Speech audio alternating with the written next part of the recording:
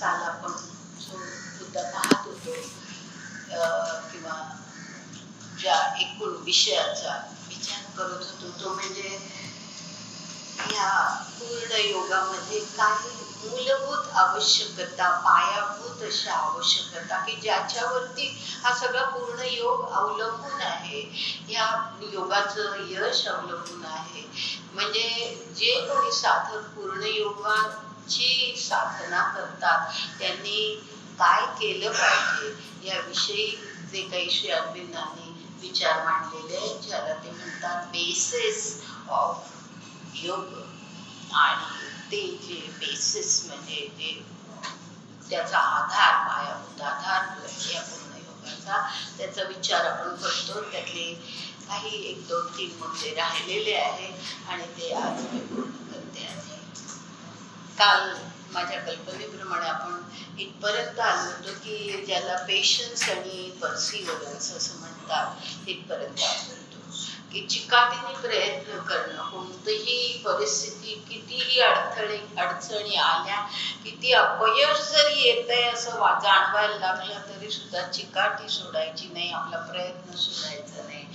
आणि अशा प्रकारे हा पूर्ण योग जर त्याची साधना आपण सुरू केली तर आपल्याकडनं ही अपेक्षा, आपल्याकडनं ही आवश्यकता असते असं श्री अरविंदांना अभिप्रेत आहे. आता त्यानंतर त्यांनी जो आणखी एक मुद्दा पुढे सांगितलेला आहे, तो ज्याला ते काय म्हणतात ते आधी मी सांगते, त्याला मराठी शब्द काय आणि तो तसाच का वापरलाय हे मी स्पष्ट करते.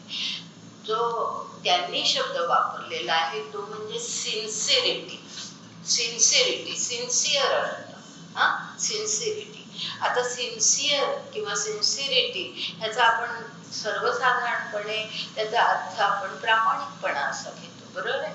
तर प्रामाणिकपणा असं या ठिकाणी न म्हणता मनपूर्वकता असा शब्द आपण वापरायचा आहे. मनपूर्वकता अर्थात मी काही मराठी पुस्तकांचा त्यासाठी आधार घेऊनच, पण मला जे पटलं त्याप्रमाणे मी सांगते आहे. मनपूर्वकता हा शब्द फार योग्य आहे आणि मनपूर्वकता हा सिन्सिरिटीपेक्षा अधिक काही त्यामध्ये अर्थ आहे.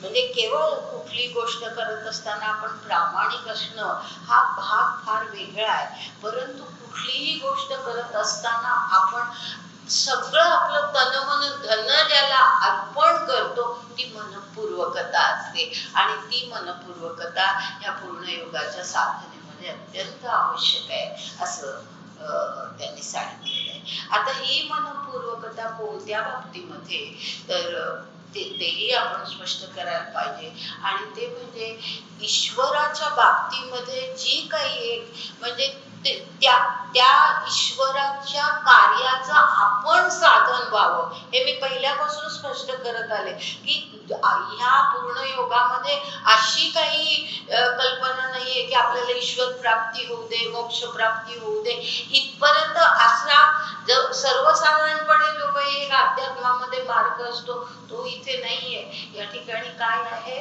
तर आपण ईश्वराच्या कार्याचं साधन होऊ दे अशा प्रकारची शक्ती, अशा प्रकारची क्षमता, पात्रता, योग्यता, आपली तयारी ही या योगामध्ये आवश्यक आहे. आणि ती जी आहे त्याच्यासाठी जी अभिप्सा, आता अभिप्सा हाही शब्द मी आधी स्पष्ट केलेला आहे, तर त्याच्यासाठी जी अभिप्सा असते, उत्कट अशी जी आपली आकांक्षा असते, त्याच्यासाठी असलेली उत्कट जी अभिप्सा असते ती अत्यंत मनपूर्वक असली पाहिजे. आलं लक्षात? म्हणजे त्याला प्रामाणिकपणा हा शब्द जमतच नाही, हे निश्चित आहे की प्रामाणिकपणा कसला त्याच्यामध्ये आहे ते आपलं मन पूर्णतः त्याच्यामध्ये ओतणं हीच कल्पना आहे. म्हणून मनपूर्वकता हा शब्द अत्यंत योग्य आहे सिन्सिरिटीला ह्या संदर्भामध्ये.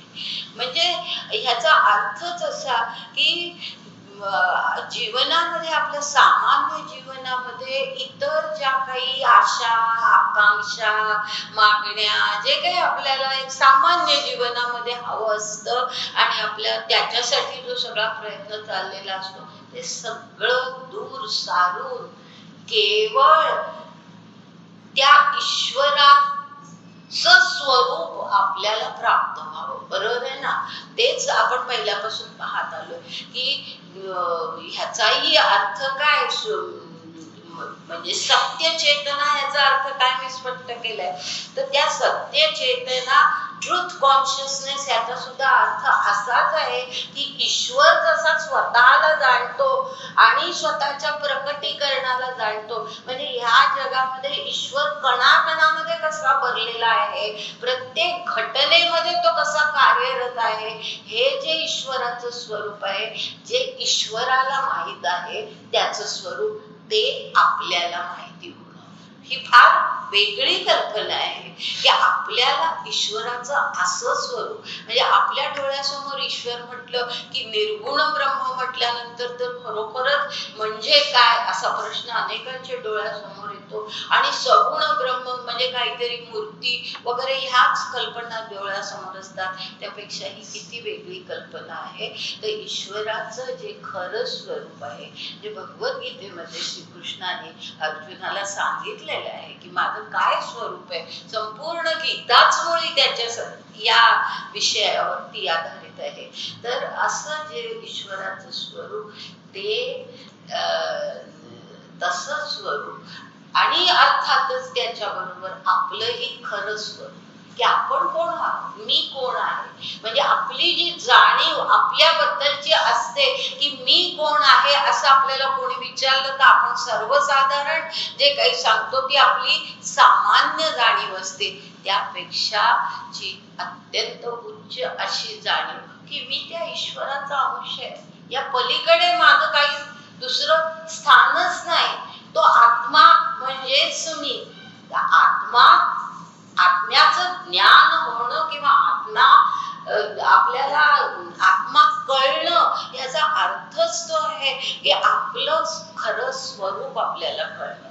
तर ते जे ईश्वराचं स्वरूप म्हणजेच आपलं स्वरूप, इतकी ज्या वेळेला आपली पात्रता निर्माण होते, बरोबर आहे, म्हणजे त्या उंचीपर्यंत आपण ज्या वेळेला पोहोचतो, ईश्वराची जी सत्य चेतना आहे, जी अतिमानसिक जाणीव आहे, ती अतिमानसिक जाणीव आपल्यामध्ये ज्या वेळेला निर्माण होते त्यावेळेला आपण पूर्णत्वाला पोचलेलो असतो आणि त्या पूर्णत्वाला पोचण्याची जी अभिप्सा आहे ती अभिप्सा अत्यंत मनपूर्वक असली पाहिजे, अत्यंत मनपूर्वक असली पाहिजे.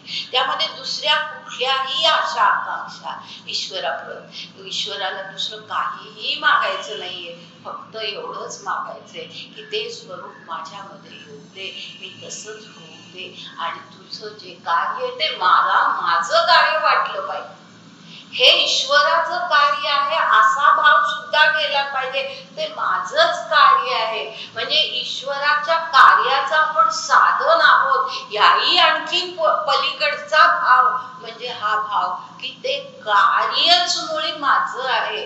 ईश्वराचं कार्य म्हणजेच माझं कार्य आणि माझं कार्य म्हणजेच ईश्वराचं कार्य.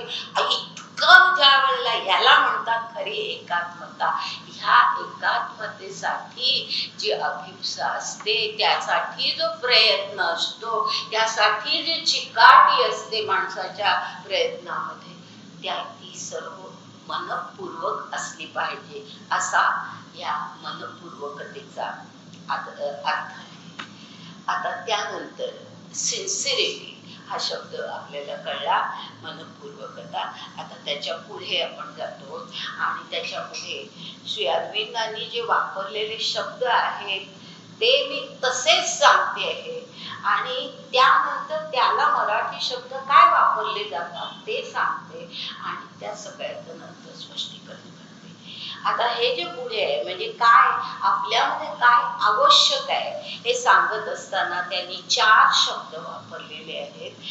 ते 4 शब्द म्हणजे ते चारही आपण एकत्र घेतोय. आता हा पुढचा मुद्दा जो आहे ते चारही एकत्र घेतोय आणि त्याच्यात काय काय फरक आहे ते आपण पाहतो. हे जे चार शब्द आहेत त्यातला पहिला शब्द म्हणजे क्वाएट. क्वाएट, कीप क्वाएट असं जे आपण म्हणतो ना, त्यातला क्वाएट. QUIET, ET, not TE. तर QUIET, क्वाएट. क्वाएट म्हणजे क्वाएट माइंड असा त्याचा अर्थ आहे. क्वाएट माइंड. तर पहिला शब्द आहे क्वाएट. त्यानंतर दुसरा शब्द त्याने वापरलाय काम. CALM, काम. त्यानंतर तिसरा शब्द त्याने वापरलाय तो म्हणजे पीस. PEACE, piece. पीस.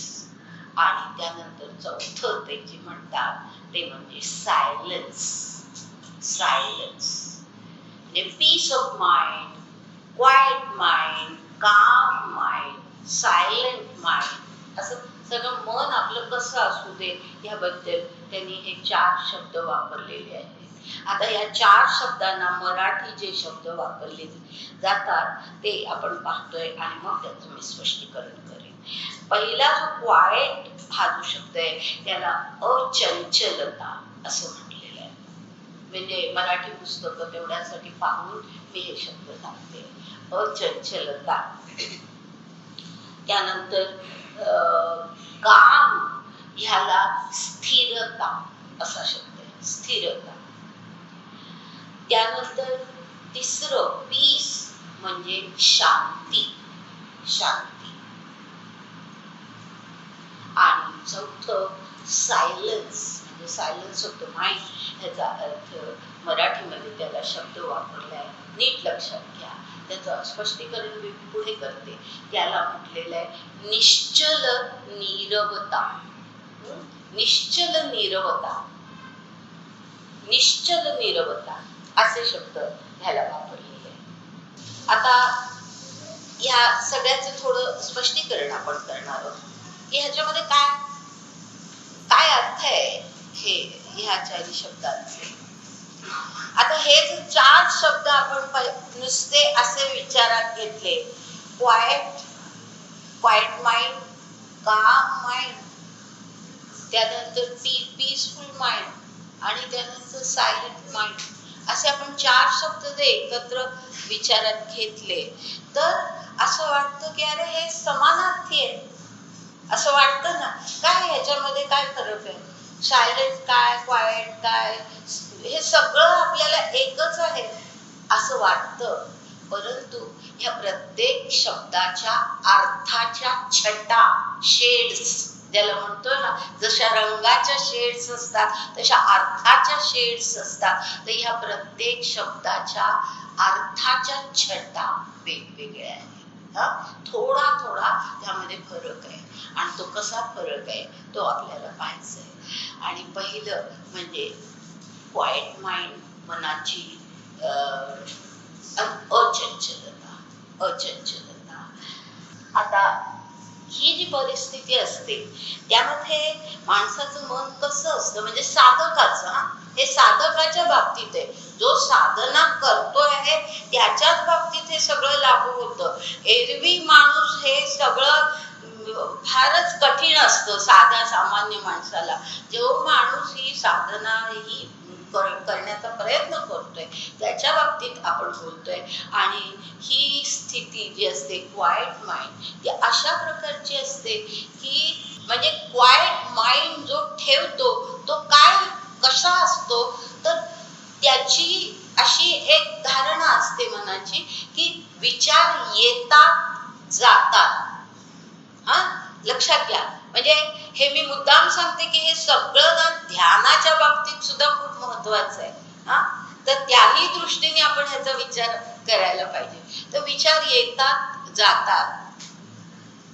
कुठल्याही विचारामुळे किंवा कुठलाही विचार हा अगदी आपला आहे, आपण विचार करतोय असं साधक मनामध्ये धरत नाही. असं जेव्हा त्याचं क्वाइट माइंड असतं त्यावेळेचा त्याची स्थिती कशी असते, तर आपण विचार करतोय असं जे आपल्याला नेहमी सर्वसाधारणपणे आपला विचार आहे हा असं जे वाटतं तसं नाही. तर हे आपण विचार करतोय असं त्याला वाटत नाही. येत आहेत विचार, जात आहेत. मी ह्यांचं विष्णू भास्कर लेलेंनी असंच सांगितलं होतं ना, ध्यानधारणा कशी करावी हे श्री अरविंदांना शिकवताना त्यांनी अशाच प्रकारे सांगितलं होतं की विचार बाहेरून येतात जातात. तर तसंच या ठिकाणी आहे की विचार येतात जातात, त्याच्यामुळे कुठल्याही प्रकारची खळबळ मनामध्ये निर्माण होत नाही. म्हणजे कारण ते आपले विचार नाहीत, त्यामुळे मनामध्ये काही खळबळ याचा अर्थ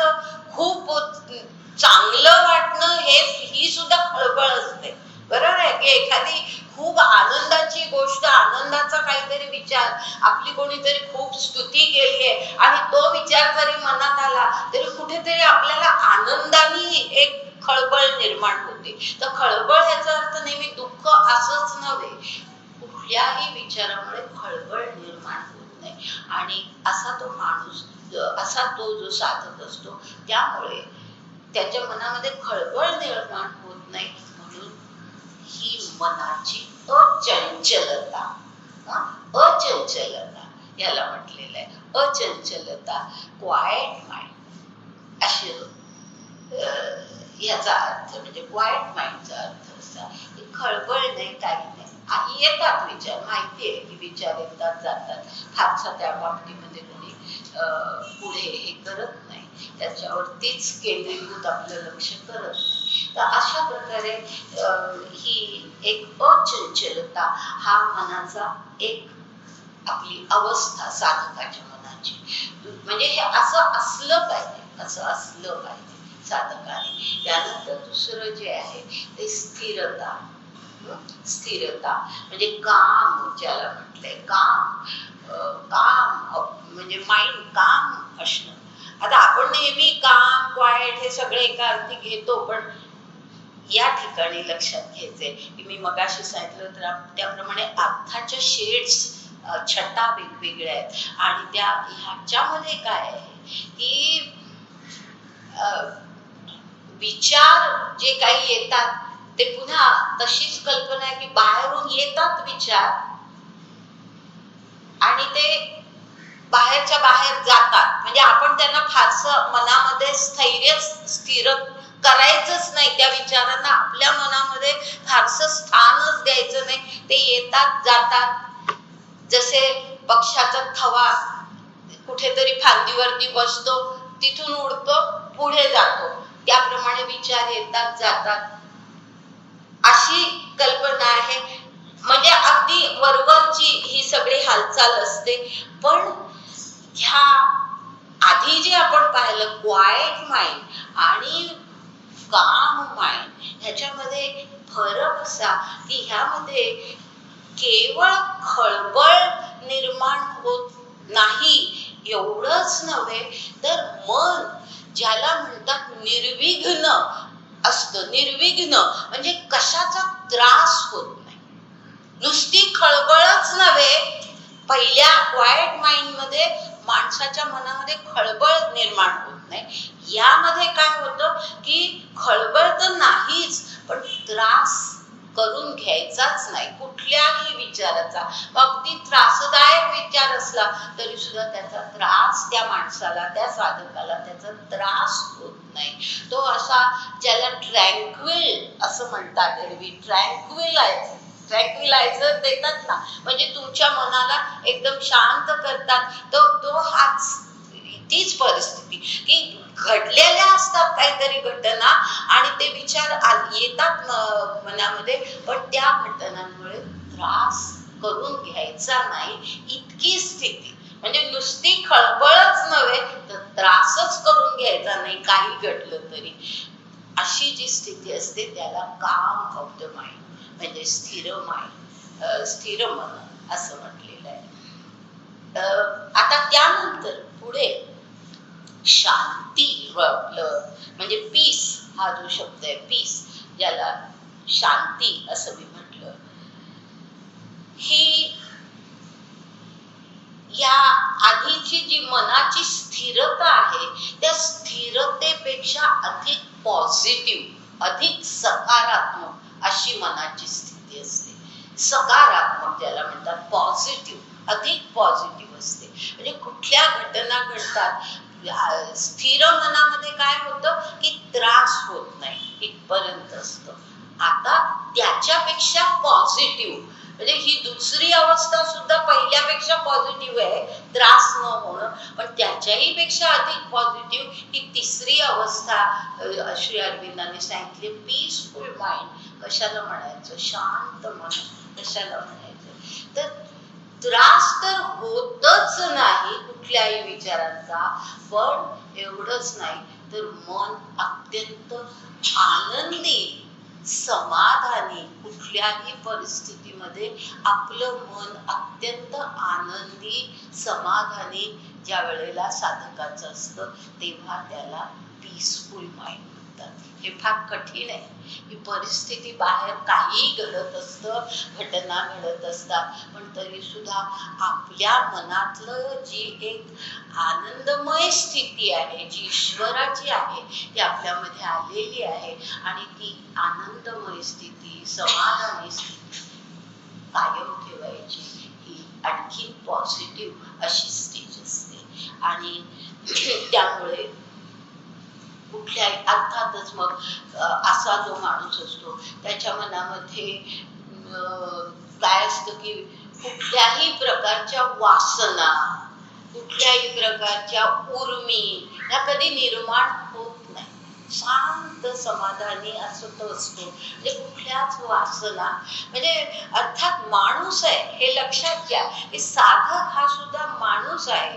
कधीतरी कुठेतरी एखादी इच्छा निर्माण होणं, वासना निर्माण होणं शक्य आहे. आपल्या ऋषीमुनींच्या सुद्धा बाबतीमध्ये हे घडलेलं आहे, कथा आहेत आपल्याला माहिती आहे. तर ह्याचा अर्थ असं नव्हे की माणसाच्या मनामध्ये कधी वासना निर्माण होणार नाही. तर ही जी साधकाची आता तिसरी स्थिती आपण पाहतो त्याच्यामध्ये मी म्हटलं की वासना निर्माण होत नाही. ह्याचा खरा अर्थ असा की वासना किंवा इच्छा जरी थोड्या प्रमाणामध्ये निर्माण झाल्या, की अशी एखादी गोष्ट हवी असं मनामध्ये निर्माण झालं, तरी ती किती तत्कालिक, अगदी क्षणिक ती स्थिती असते की जसं पाण्यावरती खडा टाकला की असे तरंग येतात, आपोआप ते लय पावतात, पुढे ते आपल्याला दिसतच नाही. बरोबर आहे? तसं ते वासनेचं होतं की एखादी वासना, एखादी इच्छा येते मनामध्ये, कुठेतरी तो खडा पडल्यासारखं आपल्या मनामध्ये होतं, थोडेसे तरंग येतात, लय पावतात. लक्षात आलं? ही जी स्थिती असते त्याला आणि ही स्थिती ही योगी माणसाची स्थिती असते. ही स्थिती अशी पीस, अशा प्रकारची शांती मनामध्ये असणं हे योगी माणसाचं लक्षण असतं. योगी असा असतो. म्हणजे योग्याची अवस्था अशी असते की एखाद्या मोठ्या डोंगरावरती एक छोटेसे खडे 2-4 मारले, त्या डोंगराला काय होणार आहे? काही एवढासा कण सुद्धा त्याचा हे होणार नाही 1-2 खड्यांनी. तसं योग्याचं असतं की वासना वाटली, इच्छा वाटली, गेली, तिथल्या तिथे ती लय पावली. म्हणजे अशा प्रकारे ते पीसफुल माइंड. म्हणजे केवळ घटनांचा त्रास होणं वगैरे, निर्विघ्न असणं हे तर सगळं आहेच, पण त्याही पलीकडे तो इतका समाधानी असतो की त्याच्या मनामध्ये अशा इच्छा, वासना ह्यांचा काही परिणामच होत नाही, त्या येतात जातात. अशी ही जी स्थिती आहे ही अत्यंत तशी म्हणजे कठीण आहे. आणि म्हणूनच मी मगाशी सांगितलं की ही योग्याची स्थिती आहे. ह्या अवस्थेला ज्या वेळेला साधक पोचतो, एखादा साधना करणारा साधक या अवस्थेला पोचतो, त्यावेळेला तो खरोखर योगी त्याला म्हणता येतं. अशा प्रकारची त्याची स्थिती झालेली असते. आणि त्यानंतर शेवटचा जो भाग आहे सायलेन्स, ज्याला म्हटलेलं आहे श्री अरविंदांनी, म्हणजे ज्याला मराठी शब्द आहे नीरव शांतता किंवा निश्चल नीरवता. निश्चल नीरवता नीरवता असा शब्द मराठीमध्ये आहे, निश्चल नीरवता. आता त्यातला निश्चल हा तर भाग आपल्याला कळतो. निश्चल अचंचल, काही काही घडलं तरी सुद्धा चंचल होत नाही, मग निश्चल आहे, शांतच आहे, अशा प्रकारची परिस्थिती. आणि त्याच्यापुढे जो नीरवता शब्द आहे ना, तोही फार महत्वाचा आहे. आणि तो नीरव हे म्हणजे आपण म्हणतो बघा, नीरव चांदणं पडलंय असं आपण म्हणतो की नाही, नीरव चांदणं पडलंय असं आपण म्हणतो. त्याचा अर्थ असा असतो की ज्या वेळेला चांदणं इतकं शुभ्र चांदणं असतं की एक कणभर सुद्धा त्याच्यामध्ये काही इतर आपल्याला वाटतच नाही, शुभ्र चांदणं ज्या वेळेला पडतं तेव्हा त्याला नीरव चांदणं म्हणतात. तसंच नीरवता, मनाची नीरवता, याचा अर्थ अत्यंत शुद्ध, अत्यंत शुद्ध, शुद्ध, कुठल्याही प्रकारचे विचार, वासना, कुठल्याही उर्मी हे काही नाहीच, असं नीरव आणि निश्चल. अर्थात नीरव असलं की आपोआपच निश्चल होतो. म्हणजे या ठिकाणी किंवा ह्या अवस्थेमध्ये त्या योग्याने इतकी उंची गाठलेली असते की नुसते विचार येतात जातात वगैरे हे आतापर्यंत आपण पाहिलं, ती पण स्थिती गेलेली असते. आणि त्याची मनाची स्थिती अशी झालेली असते की ज्याला रिक्त मन म्हणतो आपण. रिक्त मन, मनामध्ये विचार नाहीच, रिक्त मन, अगदी शांत, पूर्ण शांत, म्हणून त्याला नीरव म्हटले. काही त्याच्यामध्ये घडत नाही, निशब्द शांतता असं म्हणता येईल. निशब्द शांतता म्हणजे एक कुठे शब्द, एक कुठे आवाज घडतच नाही आतमध्ये, तो निशब्द शांतता ही स्थिती असते. आणि म्हणजे ही जी स्थिती आहे, ह्या स्थितीला पवित्र शांती असे म्हणतात. पवित्र शांती, या अवस्थेला आपण पोचणं ही पावित्र्य. निरवता म्हणजे शुद्धता, म्हणजेच पावित्र्य. म्हणून ही पवित्र शांततेची स्थिती आहे. आणि ही जी स्थिती आहे, आणि थोडीफार आधीची सुद्धा पीसफुल माइंड ज्याला म्हटलेलं आहे, ती सुद्धा स्थिती, पण विशेषतः ही स्थिती अशी आहे की ही माणसामध्ये स्वतःहून निर्माण होणं, त्याच्या प्रयत्नाने निर्माण होणं हे शक्य नसतं. हे लक्षात घ्या की आपण पूर्ण आपलं मन रिकामच करून टाकलंय, रिक्त आहे, ते पूर्ण सायलेंट झालेलं आहे, असं आपल्या स्वतःच्या प्रयत्नाने माणसाला नाही जाऊ शकत. आणि म्हणून असं सायलेंट माइंड निर्माण व्हायला ती वरून जी शक्ती आहे, ती जी अतिमानसिक शक्ती, ती जी ईश्वरी शक्ती, ती जी सत्य चेतना आहे, ती चेतना वरून अवरोहित व्हायला पाहिजे, ती आपल्यामध्ये यायला पाहिजे, त्या साधकामध्ये यायला पाहिजे. त्यावेळेला तो खरा सायलेंट माइंड असलेला, पूर्ण निरोग शांतता. म्हणजे ही स्थिती, ही योग्याची कधी होते, तो योगी इतक्या उच्च अवस्थेला पोहोचलेला असतो की कशाचाच परिणाम नाही, वरूनच त्याला ती शांती प्राप्त. आणि ती अवस्था श्री अरविंदांनी स्वतः अनुभवलेली.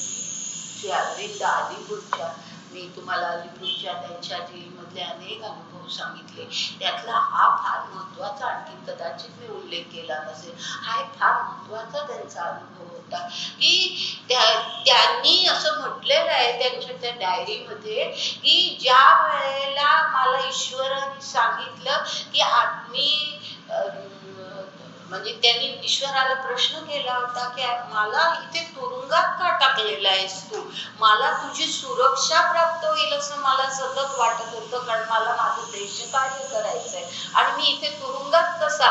त्याला जे उत्तर त्या आदेशातून मिळालं ते थांब आणि पहा असं जे उत्तर मी सांगितलं होतं ना, आणि ते मिळाल्यानंतर आणि ज्या वेळेला त्यांना स्वतःला कळलं की आपल्याला ईश्वराने आधी आदेश दिलेला होता की तू अंतरंगामध्ये तुला शिरलं पाहिजे आणि तुमच्याकडून काही वेगळं कार्य घडलं पाहिजे हा आदेश त्यांना आधी दिलेला होता. त्यांनी त्याच्याकडे लक्ष दिलेलं नव्हतं, ते देशकार्य करत राहिलेले होते. परंतु ज्या वेळेला त्यांच्या लक्षात आलं त्यावेळेला ते असं म्हणतात की माझ्या मनातली सगळी दुःख गेली, कुठल्याही गोष्टीचं मला दुःख त्रास म्हणजे त्या तुरुंगामध्ये मला काय कशा प्रकारची वागणूक देत आहेत, मला काय तिथे मिळतंय, मला तिथे काय मिळत नाहीये, किंवा माझे काय हाल, मला काय करायचं होतं आणि मी आता कुठल्या अवस्थेत आहोत, मला कसलाही विचार येईनासा झाला. मी अत्यंत शांत झालो. आणि अशा प्रकारे अरविंदांनी जे दिलेलं आहे की त्यामध्ये म्हणजे त्यांच्या मनाची अचंचलता, त्यांच्या मनाची स्थिरता, त्यांच्या मनाची शांती आणि त्यांच्या मनामध्ये ही अशी नीरव निश्चलता, हे सगळं त्यांना त्यावेळेला प्राप्त झालं की कशाचाच परिणाम नाही, कशाचा परिणाम नाही. ते पूर्ण योग साधनेमध्ये आपलं लक्ष त्यांनी त्याच्या पुढच्या काळामध्ये दिलं. आणि त्या तुरुंगामध्ये असताना अत्यंतिक प्रमाणामध्ये त्यांच्याकडनं योग साधना झाली की ज्याचा परिणाम पुढे आणखी चांगला त्यांच्या आल्या. तर असं हे ह्या योग करत असणाऱ्या माणसाकडनं ह्या अशा अपेक्षा आहेत की अशी त्याच्या मनाची स्थिती होत गेली पाहिजे. आता असं ज्या वेळेला घडतं म्हणजे ह्या ज्या सगळ्या शांती या संदर्भातल्या ज्या 4 सगळ्या कल्पना आपण पाहिल्या, ह्या सगळ्या कल्पना म्हणजे अशा प्रकारची जर साधकाची स्थिती ज्या वेळेला निर्माण होते त्यावेळेला आपण म्हणू शकतो की योगाचा पाया आता निर्माण झाला. लक्षात आलं? आपण पायाभूत आवश्यकता पाहतो म्हणून मी मुद्दाम त्या शब्दाचा उल्लेख करते की ही ज्या वेळेला मनाची स्थिती होते त्यावेळेला लक्षात घ्यायचं की आता योगाचा पाया तयार झालेला आहे. आता तो इतका शांत झालेला आहे साधक की आता फक्त ईश्वराप्रतच त्याचे विचार आणि त्या ईश्वरी शक्ती आपल्यामध्ये यावी एवढीच फक्त त्याची अभिप्सा, असं त्याची सगळी एकूण जीवनाची परिस्थिती झालेली आहे. तर असं हे हा पाया तयार झाला. पण तरी सुद्धा ह्याच्या पुढे आणखी एका असं श्री अरविंदांनी म्हटलेलं आहे की हा पाया तयार झाला असं त्यांनी म्हटलेलं आहे, पण तरीही त्याच्या पुढे आणखी एका घटकाचा उल्लेख, आणखी एका आवश्यकतेचा उल्लेख त्यांनी केलेला आहे. आणि तो आता पुढे आपण पाहणार आहोत, ज्याला त्यांनी म्हटलेलं आहे इक्वालिटी. इक्वालिटी ज्याला मराठीमध्ये आपण म्हणूया समता. इक्वालिटी म्हणजे समता.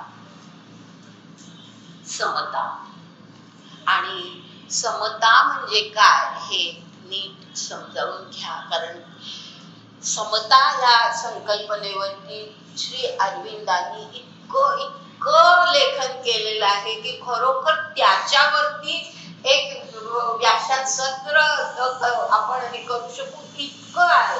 म्हणजे त्यांच्या गीतेवरचे निबंध पहा, इतर सगळे ग्रंथ पहा, त्या प्रत्येकामध्ये समता आणि ह्युमन सायकल, नंतर युनिटी, या सगळ्यावरती जे काही त्यांचं लेखन आहे सगळ्यामध्ये या समतेचा इतका सुंदर उल्लेख त्यांनी केलेला आहे. तर ते हा एक फार महत्वाचा शेवटचा आता पायाभूत घटक आपण पाहतो आणि तो म्हणजे इक्वालिटी किंवा समता.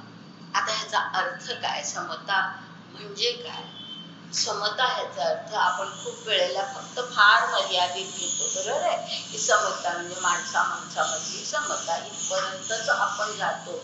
परंतु समता ह्याचा फार सुंदर अर्थ अध्यात्मामध्ये आहे आणि तो आपल्याला लक्षात घ्यायचा आहे आणि तो श्री अरविंदांनी सांगितलेला आहे. आणि समतेचा पहिला महत्वाचा अर्थ म्हणजे समता या कल्पनेचे आपण दुहेरी अर्थ सांगू शकतो. 2 त्याचे अर्थ आहे, पण त्यातला पहिला अत्यंत महत्वाचा अर्थ असा आहे की जीवनामध्ये किंवा एकूण आजूबाजूला कोणत्याही परिस्थिती निर्माण होऊ दे, आपल्याला सुख मिळो किंवा दुःख मिळो, पहा मी उल्लेख करते निराळ्या गोष्टींचे. सुख असो, सुखाची परिस्थिती असो, दुःखाची परिस्थिती असो, यशाची परिस्थिती असो, अपयशाची परिस्थिती असो, कोणी आपली स्तुती करो, कोणी आपली निंदा करो, सगळं एकमेकात द्वंद्व आहे. ती सगळी द्वंद्व आहे. सुख दुःख, यश अपयश, स्तुती निंदा, सगळी द्वंद्व आहेत.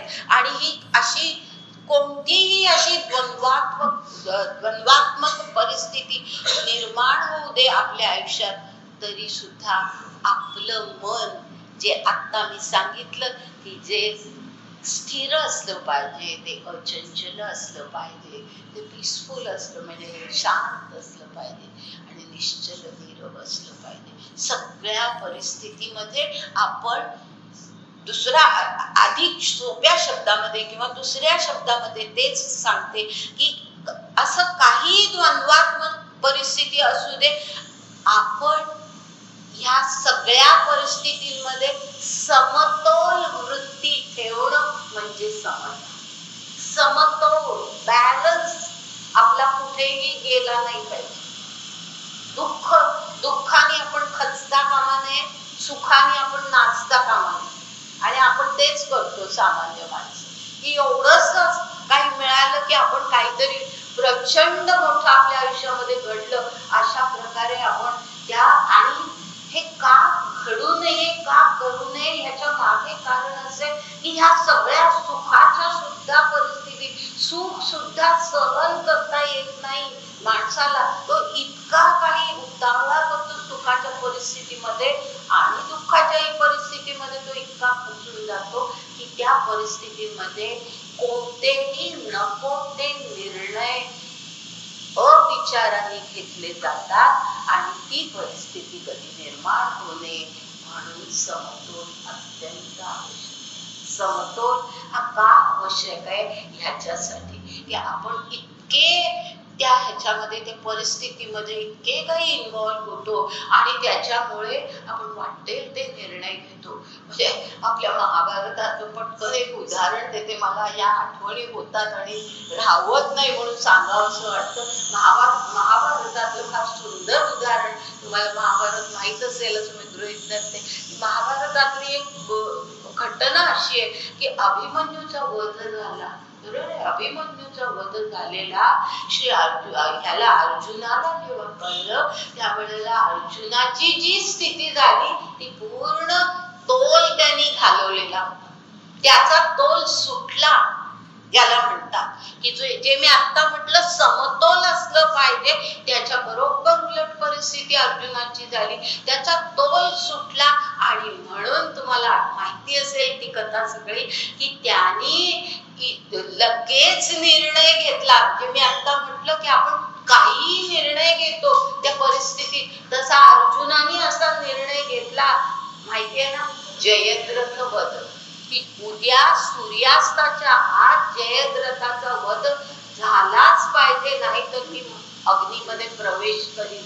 काय भयानक परिस्थिती झाली असती पहा, जर समजा जयद्रथाचा वध झाला नसता. आणि ती शक्यता खूप होती कारण इतकं कौरवांनी जयद्रथाला संरक्षण दिलेलं होतं आणि जयद्रथ स्वतः इतका पराक्रमी होता आणि त्याला तर वर होता शंकराचा. आणि अशा त्या वर असताना तो त्या ठिकाणी युद्धभूमीवरती होता, तर त्या जयद्रथाला वध त्याचा करणं हे इतकं कठीण होतं. आणि ते जर साधलं नसतं अर्जुनाला, तर अर्जुनाला अग्निपरीक्षा त्या दिवशी रात्री करावी लागली असती आणि अर्जुन नसणं पांडवांच्या पक्षामध्ये म्हणजे पांडव पक्षाचं पूर्ण हार हे अगदी उघड होतं. म्हणजे केवढा प्रचंड चुकीचा निर्णय त्यांनी त्या ठिकाणी घेतला.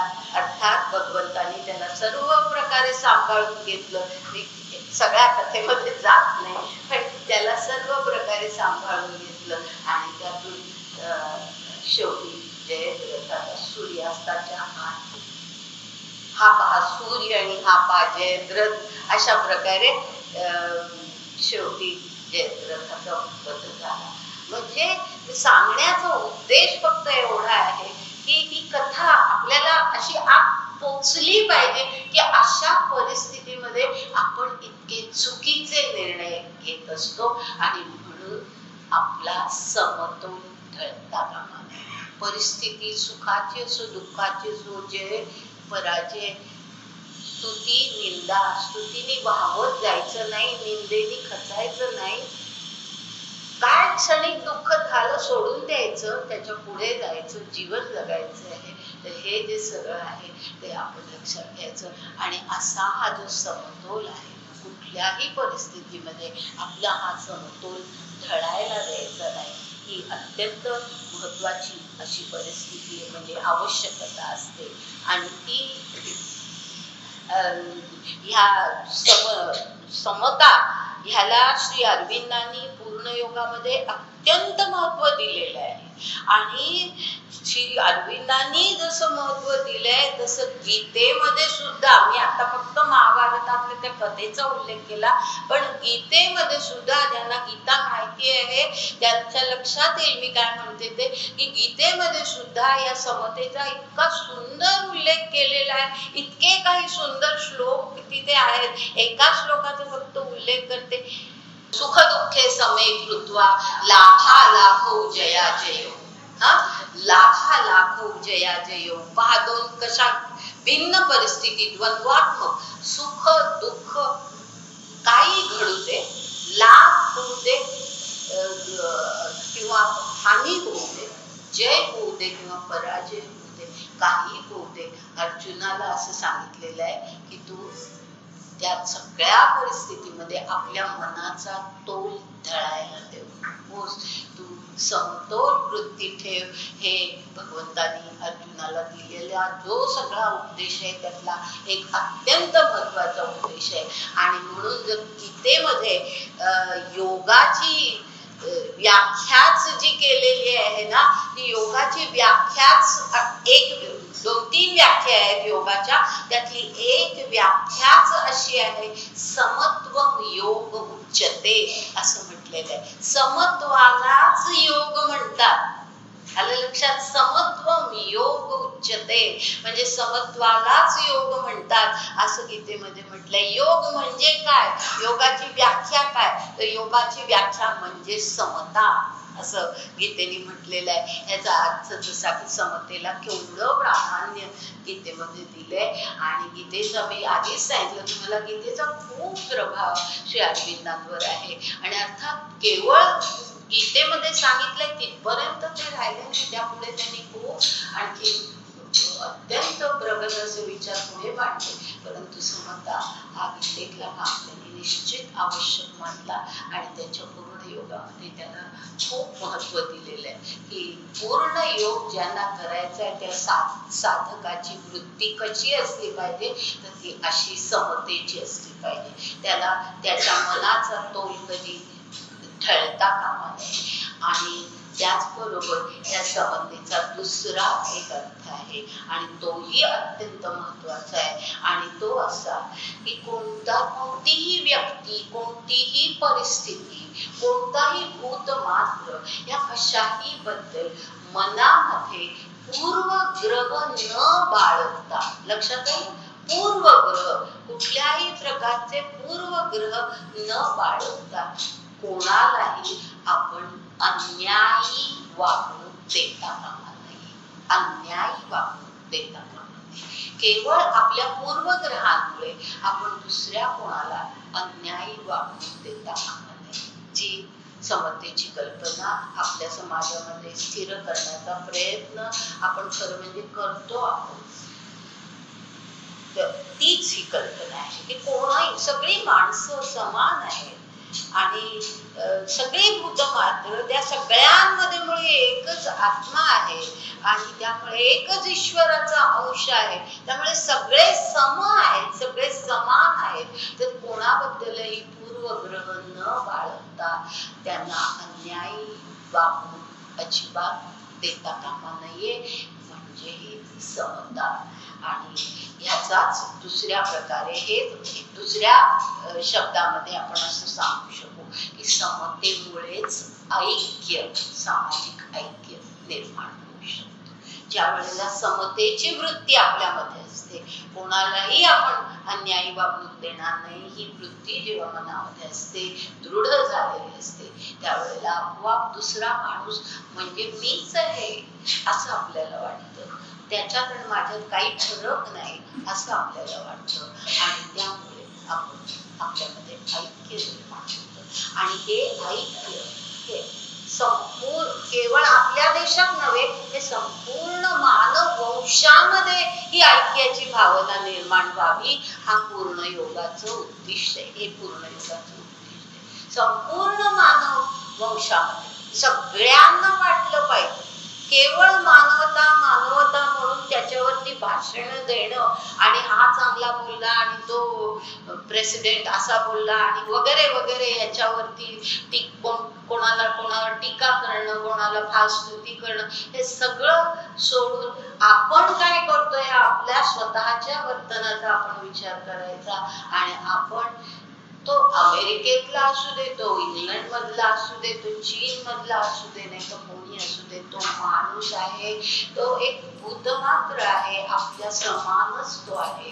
हे आपण प्रत्येकाने आपल्या मनामध्ये ही भावना ठेवली तर आपोआपच समाजामध्ये ऐक्य निर्माण होईल आणि ते या समतेमध्ये अपेक्षित आहे. अशा प्रकारे समता ह्याचे दोन प्रकारे अर्थ मी सांगितले की मनाचा तोल ढळायला द्यायचा नाही कुठल्याही परिस्थितीत. आणि दुसरं म्हणजे सर्व परिस्थिती, सर्व माणसं ह्या सर्वांकडे न्यायाच्या दृष्टीने पाहतात. अन्यायाची कधीच दृष्टी ठेवायची नाही, वागणूक ठेवायची नाही. हा समतेचा दुसरा पुढचा अर्थ आहे. आणि अशा प्रकारे समता हा आणखीन एक आवश्यकता म्हणून त्यांनी सांगितलेली आहे. आणि असं एकंदरीत आता हे जे सगळे आपण घटक पाहिले, आवश्यकता पाहिल्या, ते त्या बाबतीमध्ये असं म्हणता येतं की जसजसं आपण हा योग साधनेला सुरुवात करू आणि जे कोणी सुरुवात करेल त्या माणसांनी काय करायचं, त्यांनी कसंही आपली सुधारणा करायची. एक आरोहण शब्द येऊन गेला, बरोबर आहे. आरोहण म्हणून एक आपण पाहिलं, ते आरोहण सुद्धा म्हणजे आरोहण याचं खालून वर करणं, ऍसेंट, आपलं ऍसेंट कसं व्हायचं, आपण कसं उच्च स्तरावरती जायचं, तर त्यासाठी या सगळ्या आवश्यकता आहेत. आणि या आवश्यकता लक्षात घेऊन आपण आपल्यामध्ये सुधारणा करत करत करत हळूहळू, हे काही चटकन होणाऱ्या या कुठल्याही गोष्टी नाही. आपलं मन शांत करणं हे तर फार कठीण असतं, हे आपल्याला सगळ्यांना अनुभवाचं आहे. तर त्यामुळे त्यासाठी प्रयत्न करत आपण त्या स्थितीला पोहोचायचं. आणि आपण याचा अर्थ पुन्हा सांगते की ज्यांना जे कोणी याची साधना करतात त्यांच्याकडनं ही विशेष अपेक्षा आहे. पण आपल्याकडनं सुद्धा खरं म्हणजे ही अपेक्षा आहे असं लक्षात घ्या. आपण सुद्धा किती वर्तनाचे सुंदर आदर्श आहेत बघा. जे सगळे आपण घटक पाहिले हे वर्तनाचे काय सुंदर आदर्श आहेत. तर आपण जे म्हणतो की आपण कसं चांगलं वागायचं म्हणजे काय करायचं, तर त्याच्यासाठी सुद्धा आपल्या सामान्य जीवनामध्ये सुद्धा आपण जर या आवश्यकता लक्षात घेतल्या आणि त्याप्रमाणे आपल्या वर्तनामध्ये हळूहळू आपण बदल करत गेलो तर या जन्मात कदाचित आपल्याकडून ती योग साधना होणार नसेल, पुढच्या जन्मात आपण जास्त उच्च स्थितीला पोहोचू आणि तिथे आणखीन चांगल्या साधना आपल्याकडून घडू शकेल असा आपण विचार करू. आणि त्यासाठी किंवा त्या दृष्टीने आपण आपली स्वतःची उन्नती करायची आहे. कारण हे सगळं आपण उत्क्रांतीबद्दल बोलतोय, हे लक्षात असू दे आपल्या की आपण उत्क्रांत कसा होतो माणूस त्याबद्दल बोलतोय, इव्होल्युशन कसं होतं आणि अगदी सामान्य ह्याच्यापासून आपण उच्च ह्याच्यावर कसं जाऊ शकतो, त्याला किती सुंदर ह्या सगळ्या आणि साध्या आहेत बा. यम नियम आसन प्राणायाम की तुम्ही इतक्या वाजताच उठा, इतकी असंच बसा, असंच तुम्ही ध्यान केलं पाहिजे. आता ध्यानाचाही आपण पुढच्या या आता जो नवीन युक्त आपण सुरू करणार आहोत त्या ठिकाणी त्याचाही उल्लेख होणार आहे. तर त्यावेळेला ह्या सगळ्यांचा पुन्हा निराळ्या ठिकाणी आता जे आतापर्यंत आपण पाहिलं अगदी पहिल्या ह्याच्यापासून ते अजिबात मनातून जायला देऊ नका. ते जे आपण विचार आतापर्यंत विवेचनामध्ये आले ते सगळे मनामध्ये राहू देत आणि त्याच्यावरती आधारित आता सगळे पुढचे मुद्दे आता थांबू आणि मग पुढच्या मुद्द्याला नंतर सुरू